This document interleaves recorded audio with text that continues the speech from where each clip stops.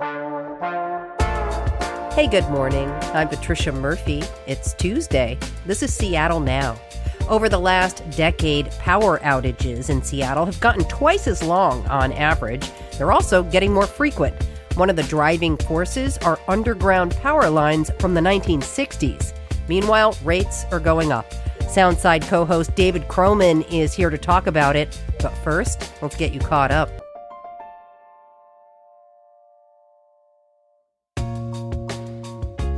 Amazon has implemented a new policy that bars customers from pursuing class action lawsuits.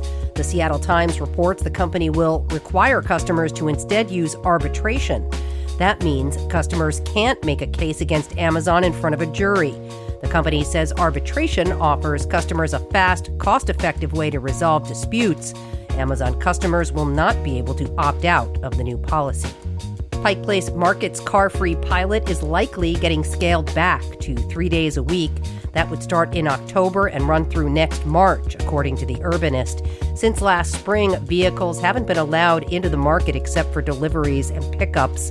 Seattle Department of Transportation says it's proposing the change in order to find a plan that pleases all stakeholders at the market. Some business owners have argued that shoppers are more likely to drive to the market during the colder months. The Market Historical Commission is poised to vote on the proposal next week. And if you're catching a red eye over the next few days, here's something you'll want to know. Starting at 11 o'clock tonight until the end of service, shuttle buses will replace light rail trains between Rainier Beach and Angle Lake stations. That means if you're headed to the airport, expect delays. They'll run every 10 to 15 minutes. The nightly disruptions will last through Thursday night, with service getting back to normal on Friday. Check back for more headlines on tonight's episode of Seattle Now.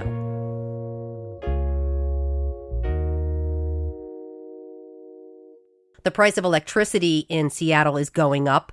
The Seattle City Council recently approved 9.5% rate hikes for 2027 and 2028. There's a lot behind these increases: an aging electrical grid, increasing electricity needs from things like EVs, and a 1960s beautification project.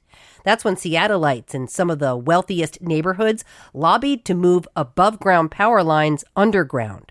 Today, that aging infrastructure is part of increasingly frequent long power outages.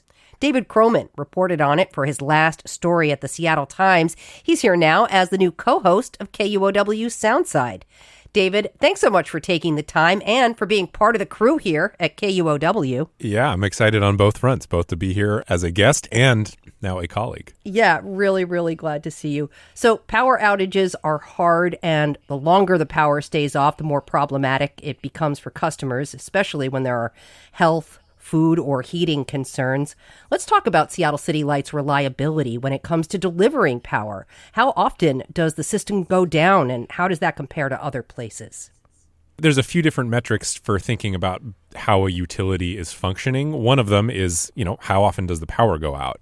And on that front, which I think is kind of the one that people feel the most, the utility is seeing more power outages than they have in the past. Though so far, it is not wildly out of step with kind of what is typical across the country. It is getting worse, though. Then there's a few other metrics, which is basically when the power goes out, how long does it take the utility to get it back on? Which, of course, if, like you said, if you have food in the fridge or things that you need to do, that is, of course, a very important metric. And on that front, Seattle City Light is really going in the wrong direction, to the point where it is starting to look like an outlier compared to other utilities. In 2024, the average power outage was 146 minutes. Compare that to 2014, the power outage was 78 minutes. So we're talking about nearly twice as long for Seattle City Light to bring power back online. Yeah, and in some cases during the last storm, we had days for some people without power. Well, and, I think it's important to point out, actually, that the numbers that we're looking at, that is actually even divorced from major storm events. So they can filter their data because, of course, if you have like the major atmospheric floods, of course, you're going to see that data get skewed. This data, though, takes those events out of the picture, and they're just looking at basically baseline how the infrastructure is working. And so when you just look at that, even separate from however severe the storms have been, the amount of time that it is taking them to bring power back online is roughly double than what it was 10 years ago. And as you kind of hinted at, a lot of the reason for that is because of these underground cables that are falling apart. All right, well, let's talk about the choices that people made in the 1960s to sink those power lines underground. What happened back then? The 1960s, Seattle was kind of coming out of its almost its coming out party. It had the World's Fair, Boeing was ascendant, and the city was looking at ways to announce itself as a world-class city. And, there was a lot of work behind this on a lot of different fronts. But one thing that they identified was specifically, beautification efforts. And as part of that were power cables. The suburbs in particular were kind of getting ahead of the game for hiding power cables and burying them underground. And Seattle said, hey, we want to find some way of doing that. But the most fateful decision was rather than do that on some kind of citywide basis. So, rather than saying, hey, we're going to bury all our cables and come up with a bunch of money to do that, what they did instead is they set up a system where they would essentially share the burden and the cost with local neighborhood districts. They said, hey, if you live in a neighborhood and you are interested in burying your cables, mostly for beautification purposes, though to an extent reliability as well, you can canvass your neighbors, you can fill out a petition, and you can come to us, and you will pay a little bit extra in taxes just within your neighborhood, and the city will cover the rest. It made sense, I think, at the time because it basically allowed the city to roll out some of that undergrounding without needing to come up with quite as much money.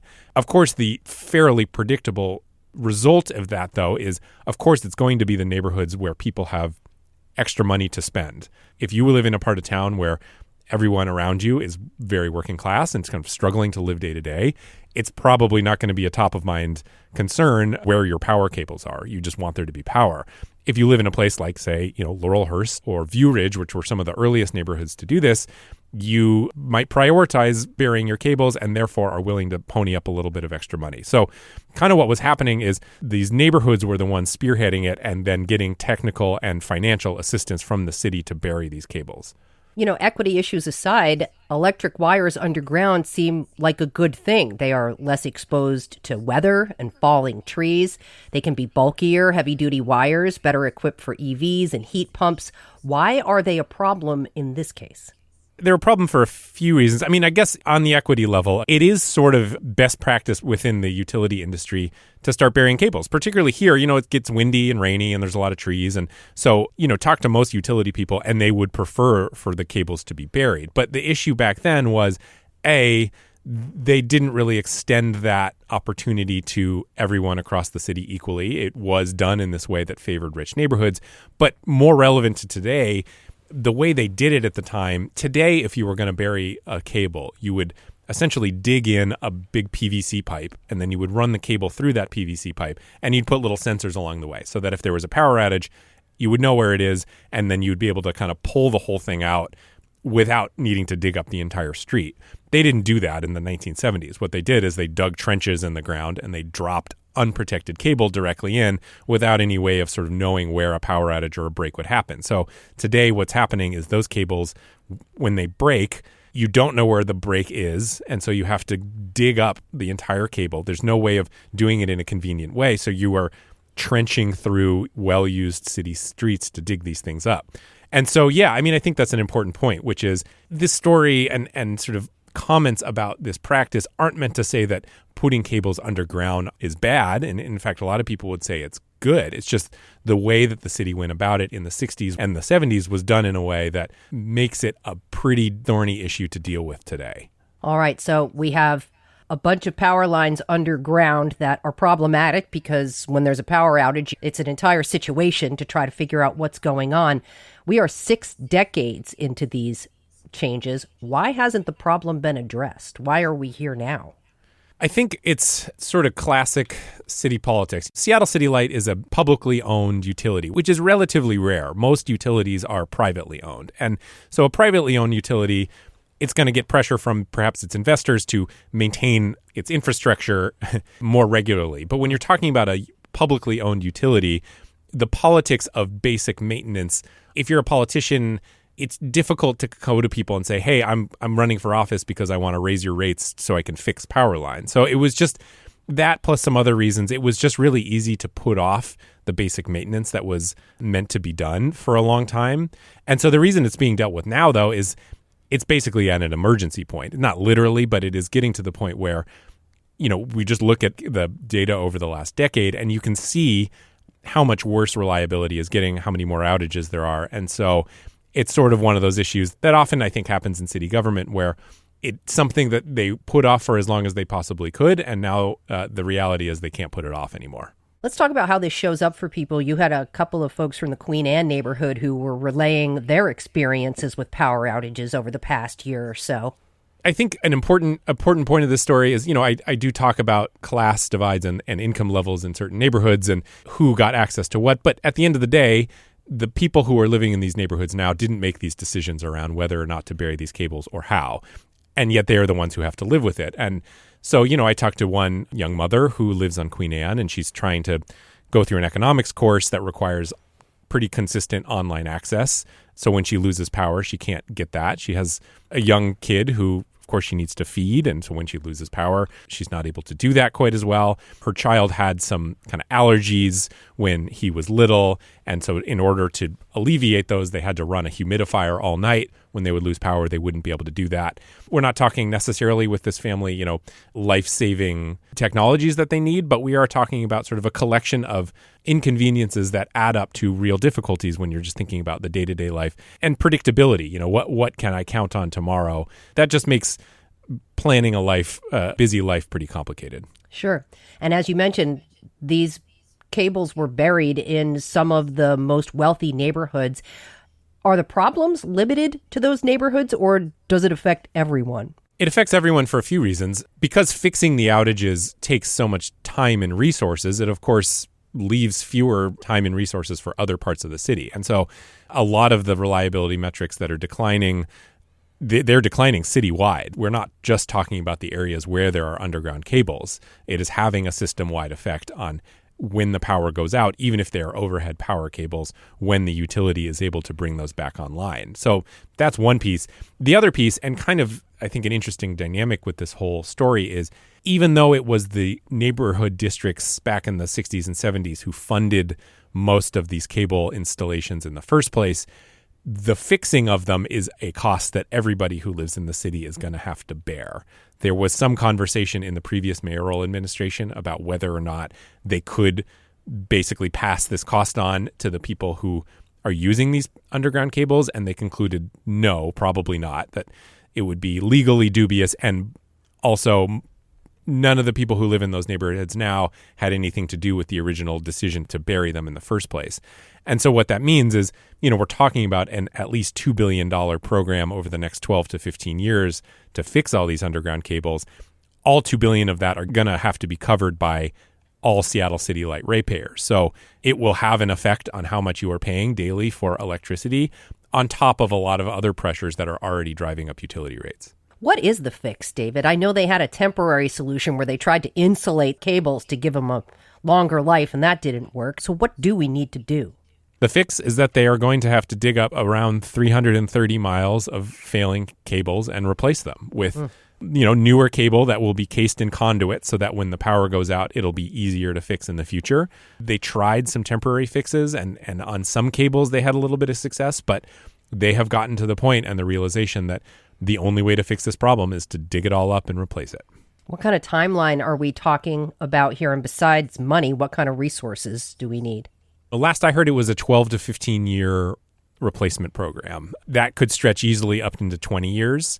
The problem is, because the city has waited as long as it has, the failures are increasing exponentially quickly. So, if you look at just what the data has shown in the last 10 years, which is a pretty dramatic decline in reliability, when you're talking about a 15 to 20 year timeline, it's going to get a lot worse in that period of time. But, in order to move any quicker, they'd have to basically find $2 billion this year, and they're not going to be able to do that. The city's budget is in a tight place. There are a lot of other demands on that capital budget. So to spread out the cost, they necessarily have to do it over 15 to 20 years, and that's just what it's going to take. And it's probably going to mean that the people who live in these areas are going to see increasingly frequent power outages. And I, as a Seattle City Light customer, will likely see more rate increases in the future, even though I'm wincing slightly at the 9.5% that I'm going to be getting over the next 2 years. Have any of these cables been addressed yet? Yeah, a few. There was the View Ridge neighborhood. They did one project, and I talked to somebody who lived in Ridge, and she said, when I first moved, what was it, 20 years ago, we were getting 2 to 3 outages a year, and then that rapidly increased to close to 10 a year. And then they came in and they did the work, and now I'm basically down to 0. So the silver lining of all of this is when they replace the cables, the outages do appear to essentially stop. So it works. But that was a $60 million project that was pretty disruptive to the neighborhood at the time. That was 11 miles. So that was a $65 million project that only fixed 11 miles. And we're talking about 330 miles of cable across the whole city. You can start to understand why this is going to be a long, slow, and expensive project. Wow. Okay. All right, David, before I let you go, unreliable underground power lines aren't the only costly challenges ahead for Seattle City Light. How does this fit into that larger story? Yeah, Seattle City Light, like a lot of utilities, is facing a lot of pressures because the demand for power in Seattle is forecast to pretty significantly outpace supply. And City Light for years has been able to just draw on its hydro dams for clean power and basically get as much as it needed. That's not going to be the case anymore. And so they're going to have to go out and find new sources of energy, and that has to be clean energy. And that is going to be more expensive than the energy that is produced today. So that is one factor that's going to drive up rates. The other piece is, they just agreed to a $4 billion Skagit River Dam relicensing project with the tribes. That is going to cost about $4 billion to install fish ladders and really overhaul those dams. Cost of labor is going up. Cost of just sort of general infrastructure is going up. So all of these things combined are going to mean that the relatively small rate increases that I think we've seen over the last 20 years are almost certainly a thing of the past. All right. Until then, get your storm ready kit together. Get your batteries and your flashlights. And be prepared for power outages. Soundside co-host David Kroman, thanks so much for your reporting. Thanks so much for having me. Thanks for listening to Seattle Now. Take a minute, rate and review the show on your podcast app. Today's episode was produced by Brooklyn Jamerson Flowers. It was edited by Caroline Chamberlain Gomez. Our production team also includes Andy Hurst, Vaughn Jones, and Paige Browning. Greg Kramer does our theme music. Seattle Now and KUOW Public Radio are members of the NPR network. I'm Patricia Murphy. Talk to you tonight for Evening Headlines.